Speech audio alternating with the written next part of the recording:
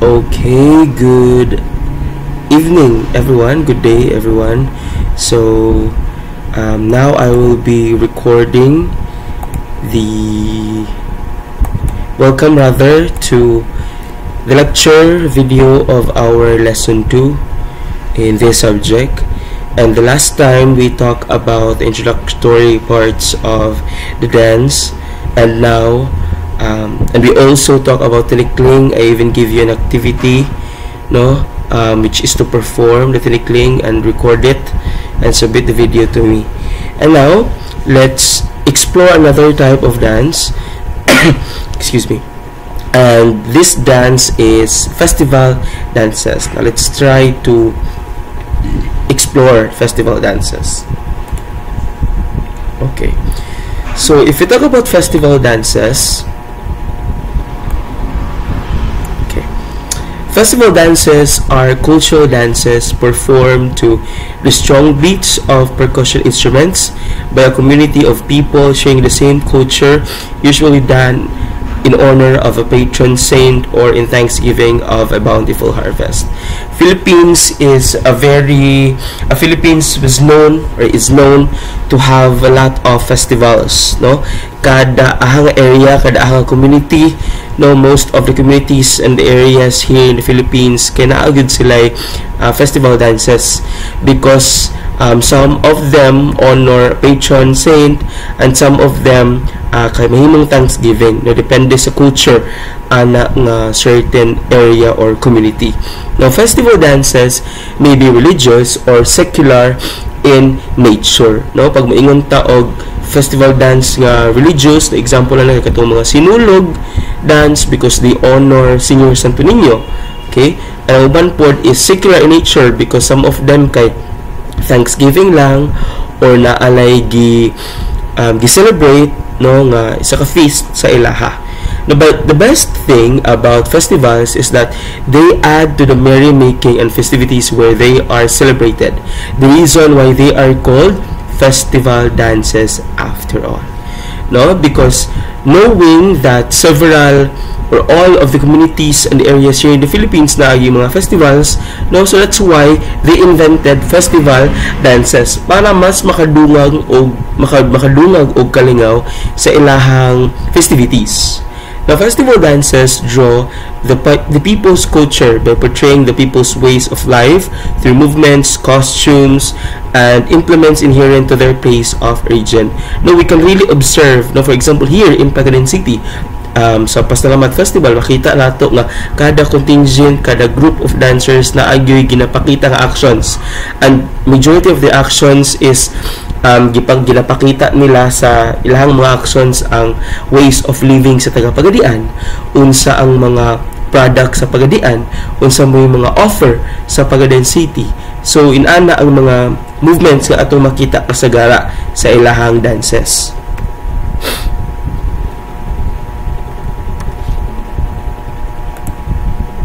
Okay.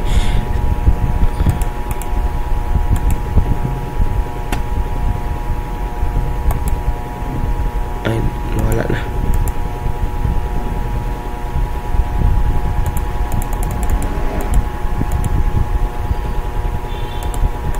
Okay. Some of the famous festivals in the country include Sinulog of Cebu, very known kaayo ang Cebu, no, for Sinulog, and I know nga ang uban na sa inyo may bibasig naka-travel na sa Cebu para sa Sinulog, and very enjoy kaayo ilahang Sinulog Festival dito sa Cebu City. Dinagyang of Iloilo, ati-atihan of Kalibo, Aklan, Buyugan, and Lingayan of Leyte, Bangus of Dagupan, Tinalak of South Cotabato, Mascara of Bacolod City, Bambante of Isabela, and Cadayawan of Davao. Now, many others, especially from Luzon, are now paving their way to join the country's festival of festivals, the Aliwan Fiesta, which is done in the month of April. No, kasagara ang mga festivals, no, sa una makita nato sa Visayas and Mindanao lang, no, because Visayas and Mindanao are rich of those indigenous people, and na yung mga group of people sa mountains, isa po sila ka community, and kada usa sa ilahan na ilang kaugalingong culture tradition and ways of living. And of course, very known kaayo na sila sa mga rituals. And of course, basta na rituals na apo yung mga dances. And diya gasugod mostly ang mga festival dances sa Philippines. Okay? Now, Filipinos do festivals primarily to celebrate. There are a multitude of reasons for this reason. We celebrate our unity amidst the diversity of cultures, and we celebrate our industry bringing about a bountiful harvest. Now, ang festivals, no, kasagara, this is a way of the people to celebrate themselves, no, to celebrate what they have, to celebrate kung unsa ang mga success nga ilahang na kuha na datagamtaman, and of course, more importantly, the unity of the people. No, for example, here in Pagadan City sa Pasalamat Festival, during the Pasalamat Festival, mag-unite good ang groups of people here in Pagadan City to celebrate kung unsa ang mga success sa Pagadian City. The festivals have been a consistent crowd-producing activity leading to uplift of a community's economy due to its tourism and entertainment value. Yes, especially sa Sinulog, no, dito sa Cebu City. Dili lang kay nag-celebrate sila sa Sinulog, no, dili lang kay ilang gi-honor ang ilang celebration kay Senior Santo Niño, but also the uplift, no, the economy, the community's economy, ang economy sa Cebu City. Why? Because very lingaw kaayo ang Sinulog, and daghan kay tao ang nag-wish na gusto sila, no, nga moadto sa Cebu City para mo-attend og mo success sa Sinulog, because then again, pag makita nato sa social media, sa balita, very lingaw kaayo ang Sinulog sa Cebu. And so because of the tourism, no, nga mas moangat pang tourism kay daghan kaayo og mga visitors, daghan kaayo og mga tawo nga mo visit sa Cebu City, and that's why, no, okay kaayo ang economy sa Cebu City when it comes to ang mga panahon nga na sila Sinulog Festival. Now, basically, festivals are a form of entertainment that attract foreign and domestic tourists to visit a place, eventually leading to the elevation of the Filipinos' quality of life. Because as people, as tourists, no, nga mula ang anang lugar, but then again, of course, dili gud masilbi nga muuli sila og walay dala, no? A lot of the tourists, especially sa domestic tourists na moana sa Cebu City, naagid sila pampaliton, no, nga mga gifts na sila pampaliton ng mga si tawagan na mga souvenirs, no, from Cebu City. And of course, no, daghan kaayo og mahalin nga souvenirs kana pa lang alone, no. So grabe jud kaayo ang economy sa Cebu City during ana nga mga times. Religious and secular festivals. As mentioned earlier, festivals may either be religious in honor of a certain religious icon, or secular or non-religious in thanksgiving or celebration of people's industry and bountiful harvest.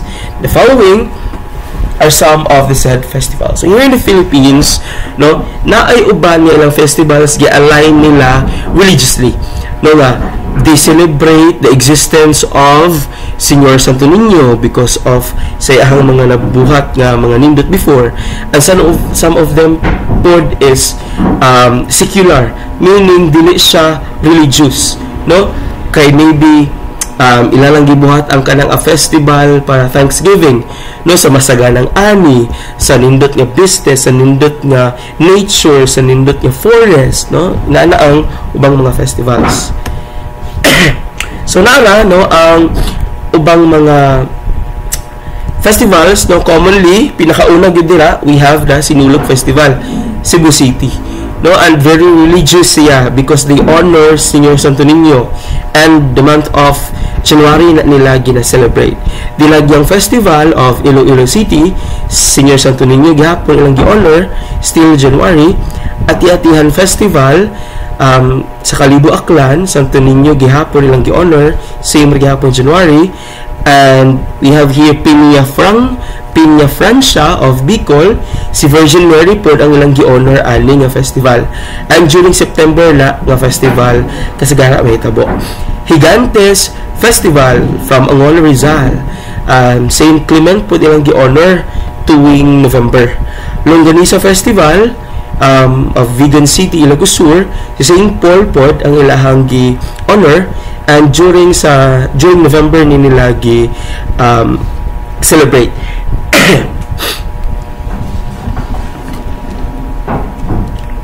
Next is the Longganisa Festival of Vigan City, Ilocos Sur. About long St. Paul, January. Kinabayo Festival of the Payton City, James the Great ang ilang gi-honor.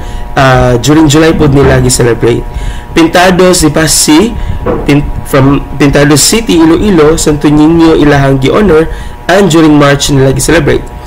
Pataraday of Santiago City, si Senyor Santiago po ilang gi-honor, and during May nila gi-celebrate. We also have secular or non-religious festivals. We have here Bangus Festival from Dagupan, Pangasinan. As we all know from the words itself, Bangus Festival, they really honor the milkfish industry during the April to May. Bambanti Festival, Isabela, scarecrow of in farming po ilang celebrate in the month of during January. Mamangwe Festival of the City of Ilagan, corn industry po na ilaha during May. Mango Festival of Iga Zambales for mango industry during April. Panagbenga Festival of Baguio City, which is a flower industry, during February. Ibon Festival from Pampanga, migratory birds and egg industry po ang ilahang focus during February. Mascara Festival of Bacolod City. So of course, from the word itself, mascara, so mask pod or sugar industry pod ang ilahang celebrate during October. Tinalak Festival of Coronadal Cotabato, colorful abaca during January. We have here Amungan Festival of Nueva Vizcaya. We have here the gathering of tribal industries during May. So ang ubos dili na kayo siya makita. Sige lang. So mauto siya no ang festival dances. And now let's try to explore at least one festival dance. So okay, nara siya. So we are going to explore the Panagbenga Festival. Very evident, very obvious kaayo pagtanaw nato sa lang single.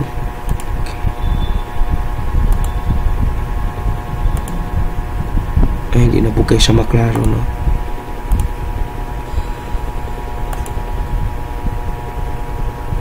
Okay. Okay. So we have here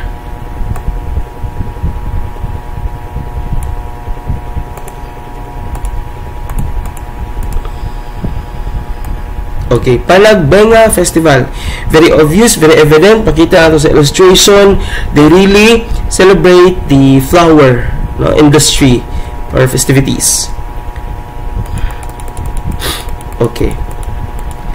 The Panagbenga Festival is held yearly during the month of February.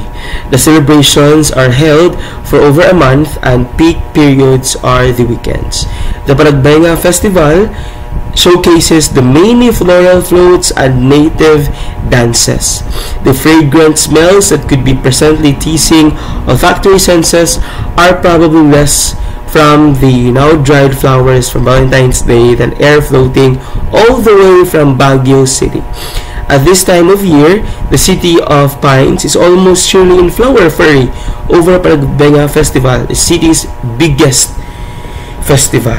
No, of course, the Panagbenga Festival during the month of February siya. According to them, they celebrate the Panagbenga Festival during February because anak nga month is very very bountiful kaayo daw ilahang flowers during anak time, no? Kusog, no, or bagong bukhad ang kasagara or kadaghanan sa mga flowers nila during ana nga bulan. That's why they opt to celebrate the Panagbenga Festival during the month of February. Now, panagbenga is a Cancanay term for a season of blooming. It is also known as the Baguio Flower Festival.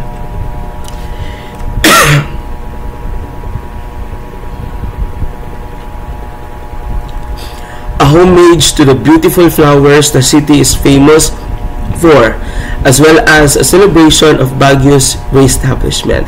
So since February 1985, it has been held to help Baguio forget the 1990 earthquake and that distressed much of the city.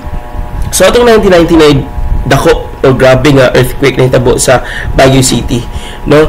And pag-abot nila 1995, no, na fully recover, na fully healed ang ilahang city. And ato po nga time, grabe kayong pag-bloom sa mga flowers. So they really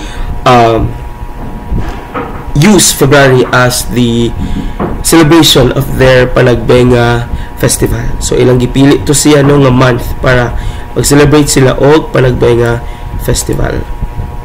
The Panagbenga Festival will have spectators enjoying a multiple floral and float parades over 2 days.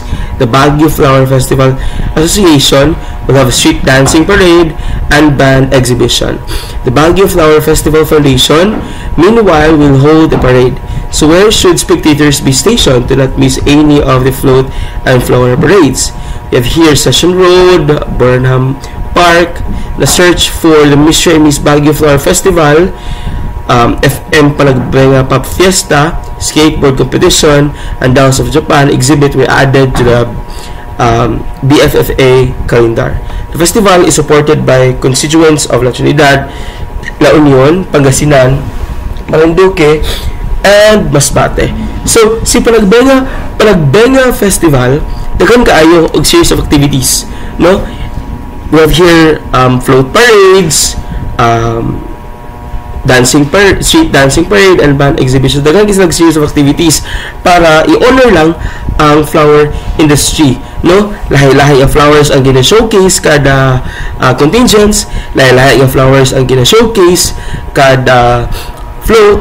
So nindot kayo kay makita or ang uban ginapakita gid nila ang story behind that specific flower, no? Ang uban gina-portray nila ang story about sunflower, gina-portray nila ang story about rose, sampagita. So very nice kaayo ang Panagbenga Festival. And aside from that, tapos na search for Mr. and Miss Baguio Flower Festival and other types of and other series of activities para lang ma-celebrate ug ma-honor nila ang flower industry.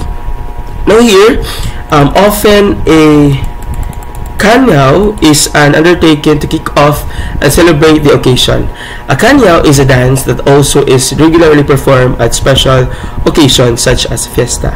In this two-person dance, the men hang blankets usually woven with an indigenous pattern or design over each shoulder. The woman wraps a single similar blanket around her. The man leads her and dances in a circle with hop skip tempo to the beat of sticks and gongs. The dance must continue until the viewers decide to honor the dancers twice with a shout of "Owag hoy hoy." Once this has happened, the dancers can stop. It is an honor to be invited to join the dance, and elders and other respected members of the community are expected to join it at every occasion. So, same as there is atua sa Pasalamat Festival, no? Before mahitabo ang street dancing competition, naapag yung mga religious activities mahitabo. Like for example, na magmisa sa cathedral, and right after magsayo-sayo dahil ang mga tao with the music gunit si Senior Santo Niño. So kani si Kanyaw same magyapon siya ato, no, nga before moabot ang pinaka-highlight sa mga events, dapat naagi sila yung mga religious activities, naa sila religious activities ginabuhat, and of course isa na ani is ang sayo nila, which is called Kanyaw.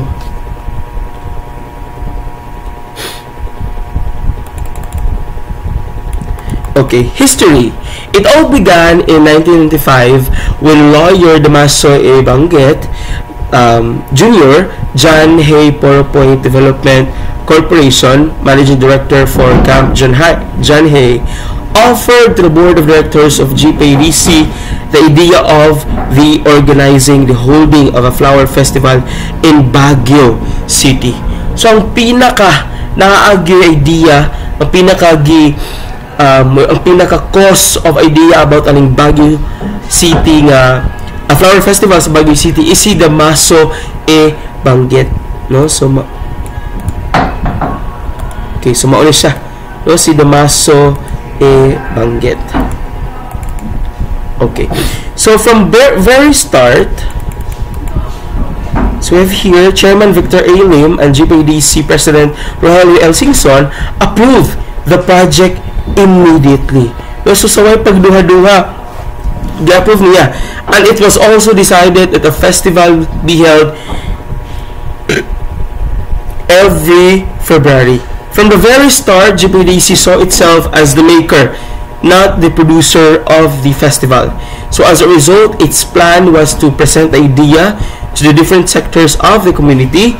We have the government, education, business, media, and civic organizations. This was not only to solicit their support, but also to gather their suggestions and ideas. No? So, ang GPADC, ilang gi-open nga plano sa different sectors sa community, sa gobyerno, sa education, sa business, sa media, civic organizations. Why? Para because in that way, no, dili lang kay makapurma sila og unity inside a certain community, but also they solicit for ideas, no, from the people, no, gikan ato ng mga sectors, because who knows, di ba, nga ang isa ka tawo nga nagtrabaho ana nga certain sector is na siya nindot kaayo, no, nga idea, very creative de kaayo iyang utok. So that's why they really open or they present the idea to the different sectors of the community. Their response was generally warm and immediate, except for a few doubting, of course, no, people. Nevertheless, the idea had fallen on fertile ground. It grew as a wellspring of community support, fed resources into the project. The Baguio Flower Festival was an idea on its way to becoming a reality. So grabe ka ang mga response kailang nakuha. Nindot kailang mga response nga nakuha from those several sectors of the community. No, na-feel good nila nga ay very supportive ka ayon nga mga sectors because they approve the idea and eventually they responded with a lot of good ideas from them. Making the idea a reality fell into the hands of the BFF Secretariat, which was chaired by Attorney Banggit and operated by GPADC staff and volunteers led by Eric Jonathan Picard. Now, in addition, an advisory group of flower enthusiasts like Rebecca Dumogan, Gloria Vergara, Julie Cabato, Willie Magtibay, and Efren Chat was formed. No, because of course, no, this they honor the flower industry. No, it is a Palagbenga festival. It is a flower festival, and they really need the help of some of the flower enthusiasts. And nakapurma sila og group, no, that is consist of several flower enthusiasts.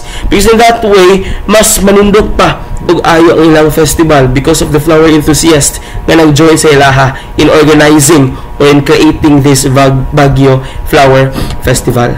Now, they began by creating an identity for the festival, one that would reflect the history, traditions, and values of Baguio and the Cordilleras. In October 1995, the Baguio Flower Festival obtained face. Its official logo was chosen from entries to the annual Camp John Hay Art Contest. So, by that time, no, nga napurma na ang grupo sa mga flower enthusiasts, no, ilan ang gisugdan dayon og buhat og image aning Baguio Flower Festival. Ilahan ng gibot ngan og nawong ang festival. The competition was open to elementary, high school, and college students of Baguio.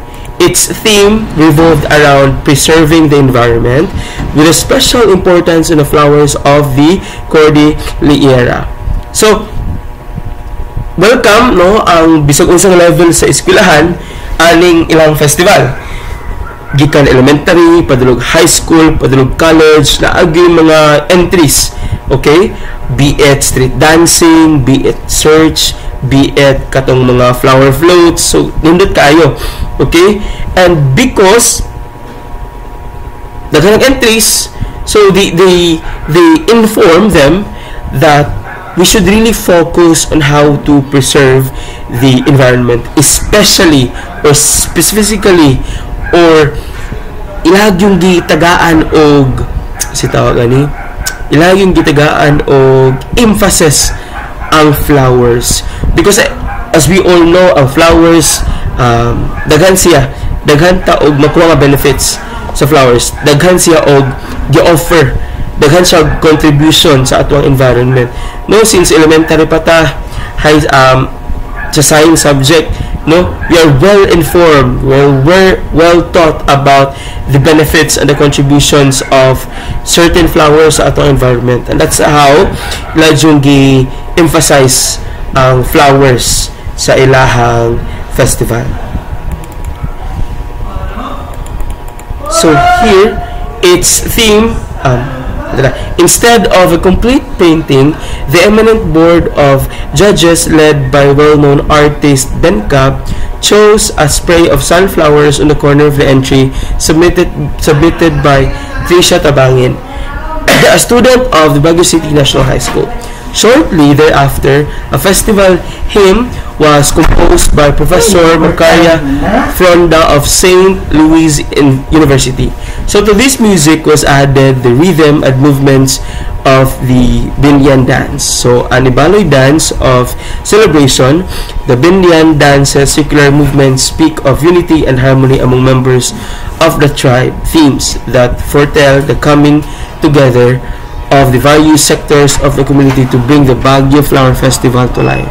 So very nindot kayo ang festival, no, kay daghan kaayo og mga initiatives sa dayon nga nahitabo shortly, no, pagka-create nila, paghatag nila dagway and background about this kind of festival. Oh, okay. So that ends, no, the lesson 2 of our subject. So we have here Panagbenga Festival. Okay. As we all know, such festivals na amgi kaugalingong costumes. Okay, na ay mga sandayang costumes, na ay sandayang props ang mga festivals, especially pag ipakita lagi nila ang mga dances, no, sa ilahang street dances, makita nato wala sa nindot nga props, no, lahi-lahi, colorful, and their costumes, and makita nato, no, sa picture we have here, no, na sila ay sunflower, no, nindot kailang props, silang outfit. Now, what I want you to do is to create your own version of one props na ilang ginagamit, and that is their headdress. Okay? I want you, this is individual, I want you to create your own headdress, no, that is made up of flowers. Pwede og plastic flowers, pwede og kanang ginunting na flowers, no, depende ninyo, basta kay ayaw lang siya buhay nga flowers kay malayo what's the term, malayos man siya, no. So to give you sample mo ni siya, no, so magbuhat mo headdress, no, pag mo tag headdress kanang ginasuot sa ulo like this one that is made up of flowers nga shape and illustration. No, again, pwede mo gamit og mga plastic flowers, pwede mo gamit og mga cartolina, mga coloring materials, basta mapurma lang siyang headdress that is made up of flowers. Parehani nga shape siya nga sunflower nga gihimong headdress, no? And the next meeting, you will be wearing that one while taking the quiz. And during our prelim examination, you will wear your headdress. So, by this one,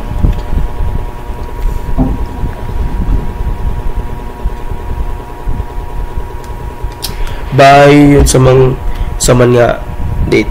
So today is July 23, and of course, no, because this is to cover up our session karong, this is to cover up sa atong klase sa July 26 and July 27, and also sa isa po ka section July 23. Okay, so you will be wearing your headdress next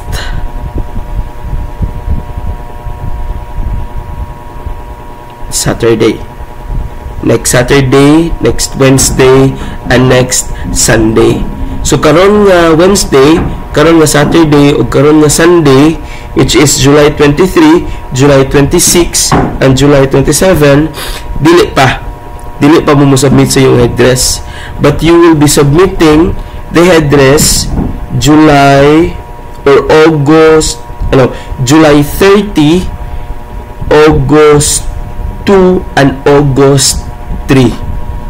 Okay?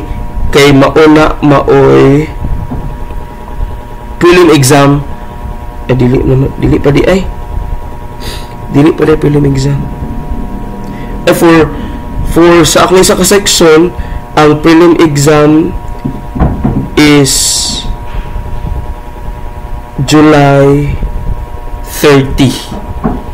Sa Wednesday na ko nga klase, July 30 pod ang exam, and during July 30 magsuot mo sa inyong headdress. Sa ako ang Saturday pod nga mga klase, we'll have our exam August 9, and sa Sunday na ko ang klase we will have our exam August 10.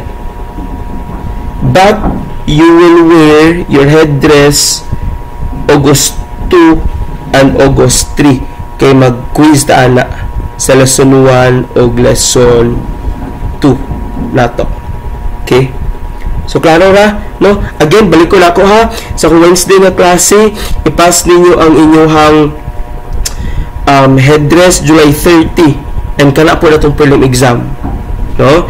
And then sa Saturday na ko klase, inyong ipass inyong headdress August 2 kay mag-quiz ta ana, and then August 9 ato ang prelim exam. Okay? Sa kung Sunday nga mga klase, inyong suoton or ipass inyong headdress August 3 kay mag-quiz ta ana, and pero atong prelim exam August 10 pa. Okay, so I hope very klaro kaayo. Okay, mo na ang inyong activity, no, for this lecture video. Another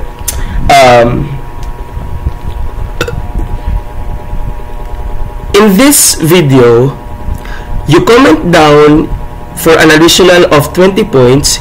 You comment down your full name together with your ideas about ni Panagbenga Festival, no? Such questions like unsa kanindot si Panagbenga Festival, no? Unsay gi-celebrate niya nga industry. You explain your ideas about Panagbenga Festival, o how important si flower industry sa atua. So dapat matubag na ang mga pangutana when you comment your answers, no? When you comment something ani nga video. Again, you comment your name and then your ideas, no? O unsa si Panagbenga Festival, unsay gi-celebrate nga industry, unsay contribution, unsay ka-importante si flower industry sa atua. Okay? So I hope that you learned something in our lesson, and see you, no, sa next meeting nato. So good day and goodbye everyone.